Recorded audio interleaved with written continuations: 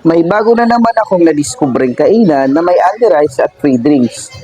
Nagsiserve nga pala sila dito ng merienda gaya ng turon, dynamite at tinapa rolls. Meron din silang noodles, soup, seafood at vegetables. Marami rin silang varieties na mapagpipilian dito. At ang pinaka-highlights nila dito ay ang only rice at with free drinks na. Gaya ng inasal, beef kare-kare, chicken adobo, sizzling meals at kung ano-ano pa. Meron din pala sila ditong dessert at salad kung gusto mo naman kumain after mo ng main course. Pagpasok pa lamang namin dito, talaga naman na maraming nagda-dine-in at puno rin ang kanilang dining area.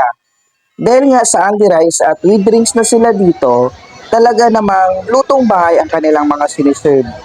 Maganda yung ambience nila dito kahit medyo maliit ang space ng resto nila.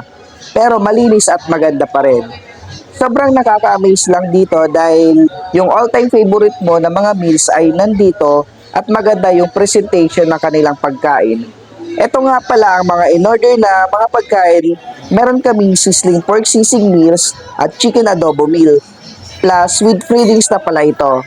Meron din kasamang calamansi juice. Sobrang nakakatakam ng amoy at itsura pa lamang dahil sa kanilang presentation. Kaya naman, humingi ako dito ng lalagyanan ng gagawin kong sausawan na pangmalakasang toyo, kalamansi at sili.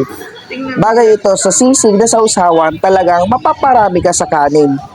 Susulitin natin dito ang only rice dahil ito na nga ang kalaban ng Mang Inasal. Sobrang sulit din ang kanilang presyo dito from 100 to 200 pesos na meals ay mayroon ka ng swak na rin ito sa budget mo. Nag-additional nga pala kami dito ng daing na bangus dahil nakakatakam din ang amoy sa kabilang mesa namin kaya nag-try din ako para matikman ito. Worth it talaga ang pagpunta namin dito dahil sobrang affordable ng kanilang pagkain. Kung gusto nyo din ito na matry ang kanilang mga pagkain, bisitahin nyo lamang sila dito sa may 3rd floor ng Metro Point Mall, Pasay City. Harap lamang siya ng Pouchin at malapit ito sa may Jollibee. At ang pangalan pala ng kanilang restaurant ay Ulam. Kaya naman, ano pang hinihintay nyo? Puntahan nyo na ito. So, ayun lang. Salamat!